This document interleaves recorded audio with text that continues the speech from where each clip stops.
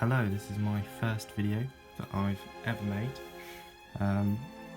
I put a poll out on Facebook asking what people would like to see painting tutorials for, and the votes are in. I'm going to be doing the high elves 3 ways. So the first guy that we're going to take a look at here, we're going to do a spring themed high elf. So we're going to kind of take inspiration from the kind of spring greens and the buds coming out, very light colours, and the dew, thinking of the kind of, that kind of silvery sheen and things like that. That's the first theme we're going to think of for first age elves in the spring of their youth. That's what we're going to go for. So the first thing that we're going to start off is the cloak. Now, what I want to do is effectively start with a very solid, relatively bright colour that we can then mute down afterwards. So the colours that I'm using, I've got one of the old Games Workshop Snot Green paints, and then the Goblin Green as well, which is going to be slightly lighter. I've got a very old Sunburst Yellow, just for some kind of final highlighting in there. So what we're going to do is we're just going to take this, our darker green here, and if you guys can see, we're just going to do our very first coat in the cloak. It is going to be relatively thin, that is absolutely fine. You always want it thinner rather than thicker. So I'm going to carry on and paint up the base of this cloak, and then I'll show you once I'm done. So guys, what I'm going to do is, just whilst I'm waiting for our green to dry, we're going to get on with the kind of classic high elf male that we all know and love.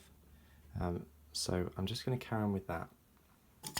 And what we're going to do is we're going to take, again, maybe a slightly backwards approach, but I use a mithril silver, which is a kind of very, very bright, very light silver, as our base, and we're just going to paint that over the kind of plates of armour. The approach that I tend to take is what I call muting down.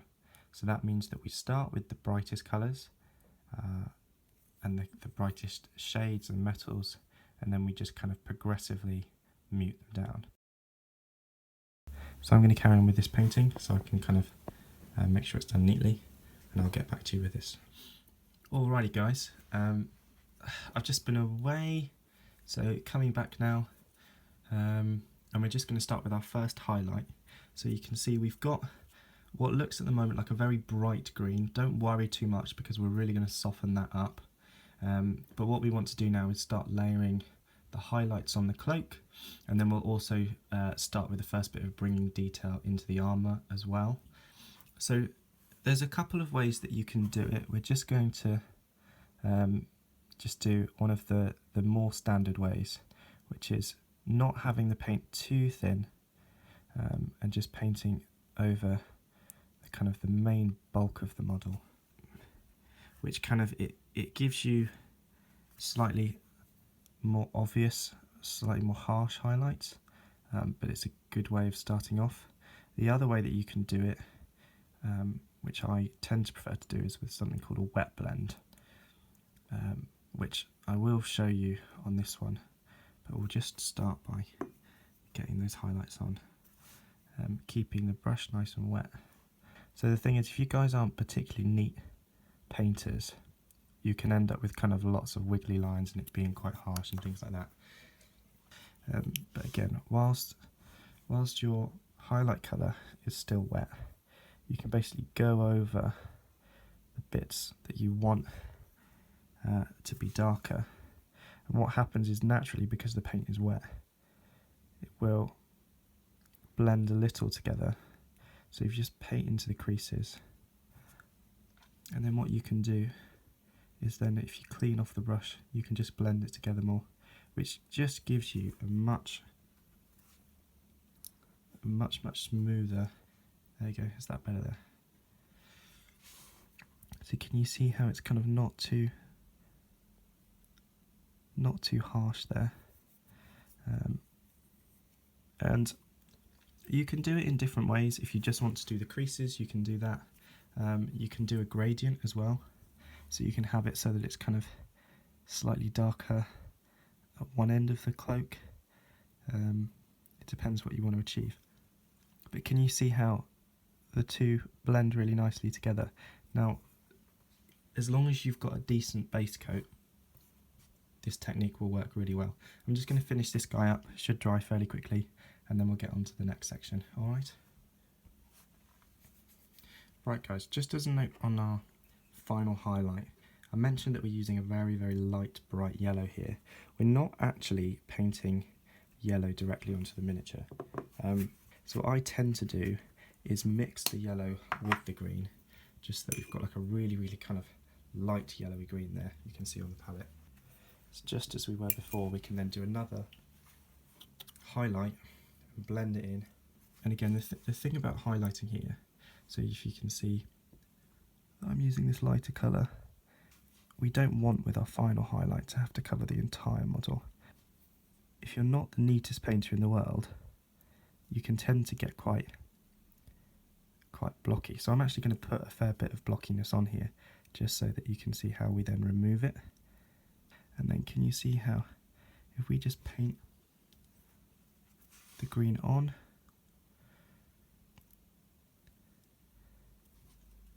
and again what I'm just going to do now is just clean off the brush so it's wet but it's not got any ink on it, or paint, sorry, and just a little bit of extra water there really, really blends it in.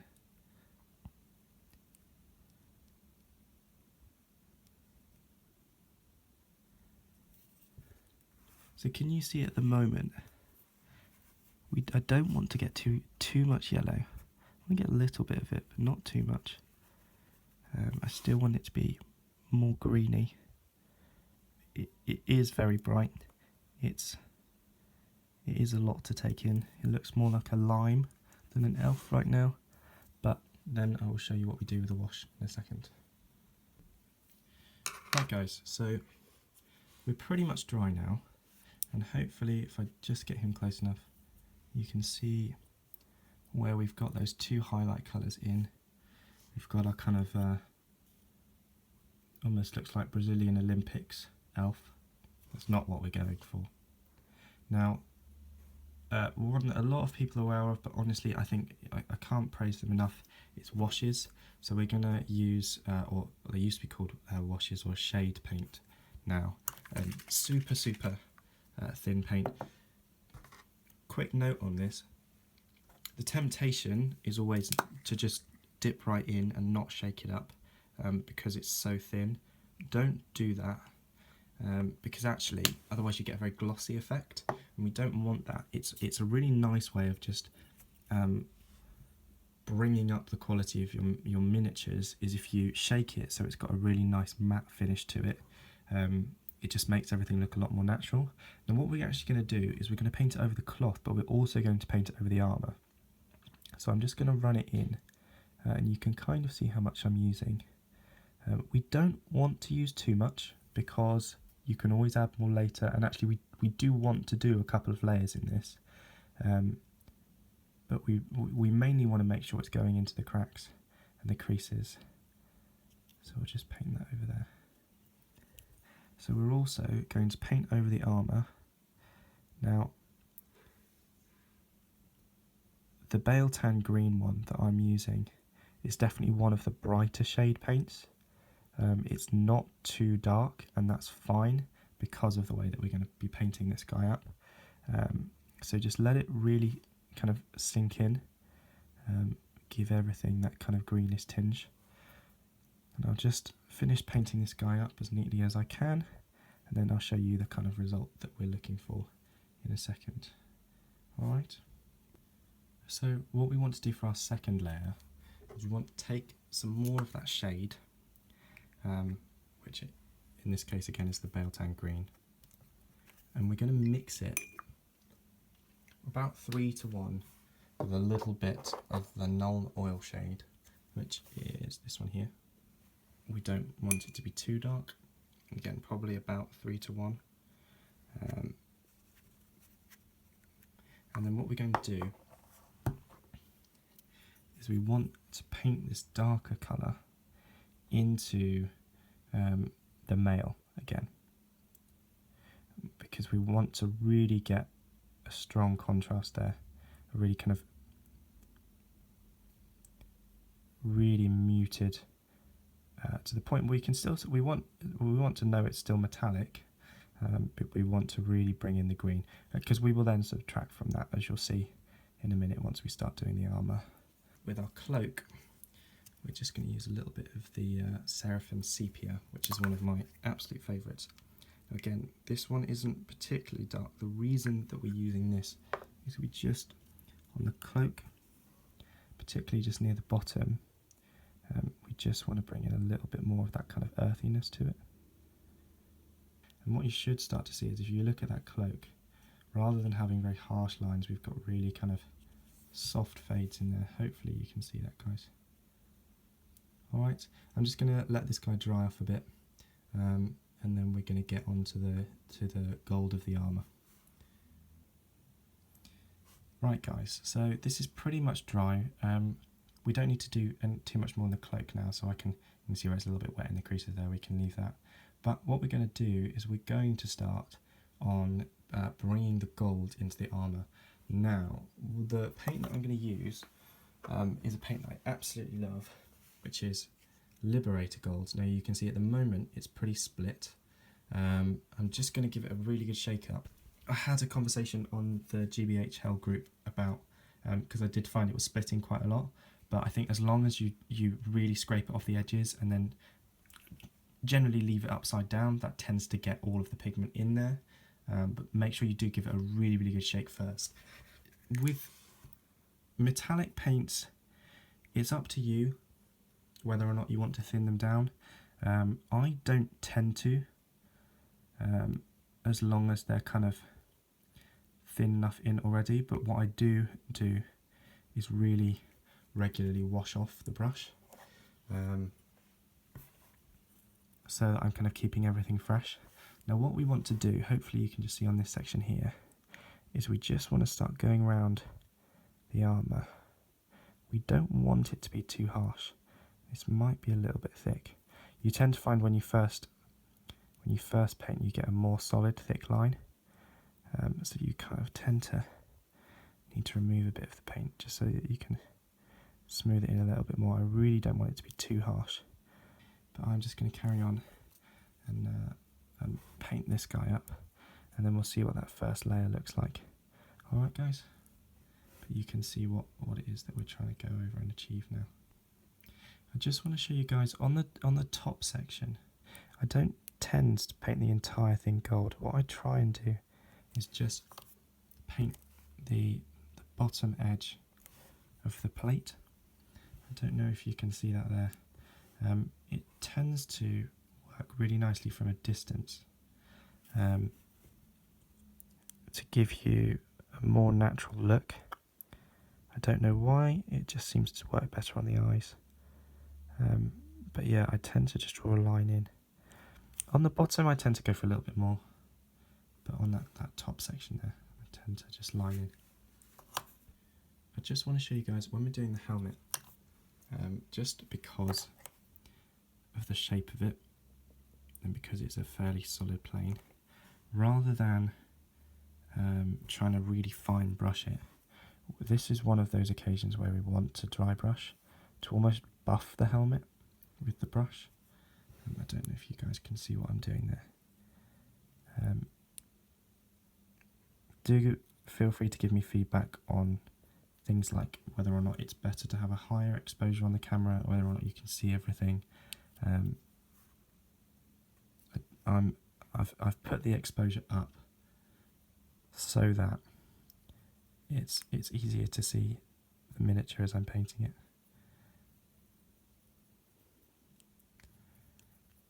But can you see the way that I'm just trying to really buff in the gold rather than solid painting it? And the reason I'm doing that is so that I can bring out the green that we've already painted on. so that we have this kind of very fresh greenish gold metal. Alright guys, so just a quick overview of the model so far, just so that you guys can see where we're up to. What we're going to do now is we're just going to try and bring in a little bit more warmth into the cloak here, so we're just going to use a bit more seraphim sepia, so that rather than bringing the warmth into the gold itself, we're bringing it into the cloak. One of the reasons that we're painting the silver and the green and then doing the gold on top is because if you do if you do a wash over a gold that's as light as something like Liberator Gold, it can actually turn it more to a silvery colour, so it just keeps the right colour there as we want it to be. Alright, but what I'm just going to do now is just get a little bit more of that seraphim sepia. It's a really, really, really lovely shade. I don't tend to get the Agrax Earth shades. I always tend to go for seraphim sepia because it is lighter, and if you need to put in a little Nuln Oil, you can. So what we're just going to do is we're just going to go over a little more. Now notice I don't want it thick, because I don't want it to pool. I just want it as a really thin layer. You may feel like you're not achieving anything, but you've got to remember, if it wasn't wet, there wouldn't be any colour there. It's not clear water, so it will come out as it dries. So then just again, really, oh, it's probably a little bit too much there. Let me just take that off the edge. And then what we have is we've got that kind of browns, the golds, the greens, to just give us a very fresh, very young feel. And then what we're going to do is we're going to use then greys and silvers in the cloak to kind of really give it that very, very fresh, dewy finish. Alright guys? Right, so we're just going to use this one here, which is the Dawnstone layer paint. Or I've not investigated. I imagine there is probably a base coat paint, but Dawnstone is just the grey that I tend to use. And what we're just going to do is we're just going to paint this on fairly liberally on the cloak. And we're going to do it on the cloak, and we're going to do it on the kind of sash that goes around the waist as well. Alright, so I'm going to get that on there front and back, and I'll show you what that looks like as a base coat. Right, so the next stage is, you can see it's still wet, but what I then do is we're going to mix in one of my absolute favourite paints, which is Rakarth Flesh. It's one that I will use again and again and again in these tutorials. Get yourself some of this stuff. It's such a good colour to use. Mix it in 50-50 with some of that Dawnstone. So you can see then whilst it's still wet, then on the kind of the highlighted areas, we're just going to drag that on there. And that same wet blending we were using before, we're going to use here. A bit of Dawnstone there, just to put in the crease. There we go.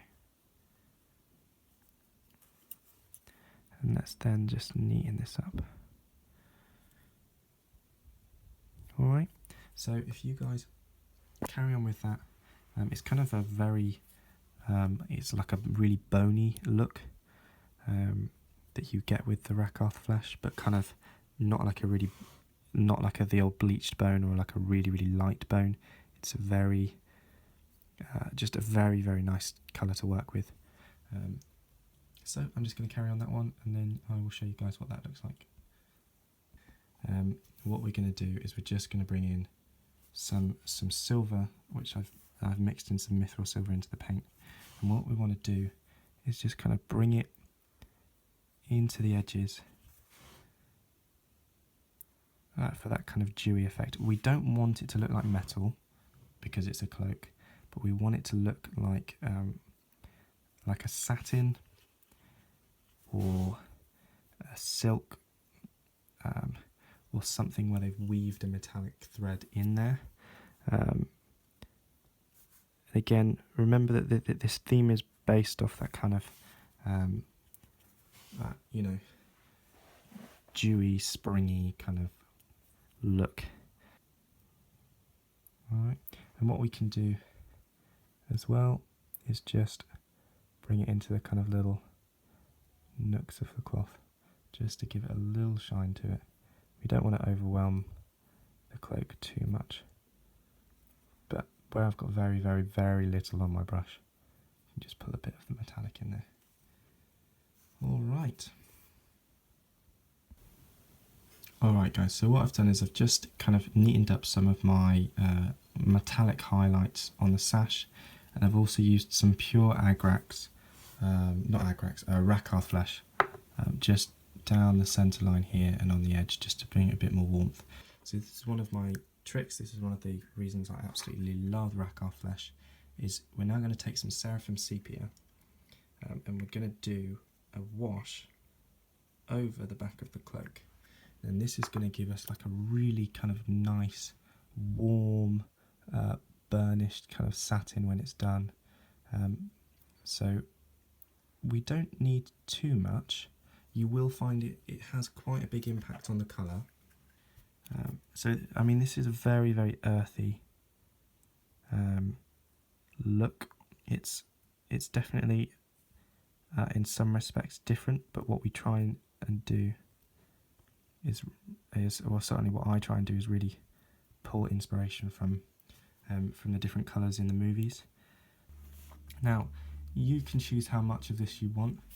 It's going to give you a really nice contrast with the kind of greeny gold and then a very kind of brown gold, but you can add a little bit more if you want it a bit warmer, a bit more chestnut. But just see how you get on with that. It's just one of those cheeky little tricks that really turns the whole model around.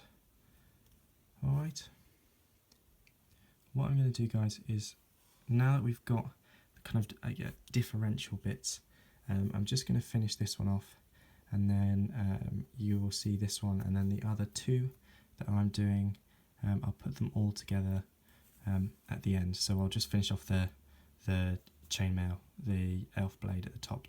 Those will all be the same details. Alright.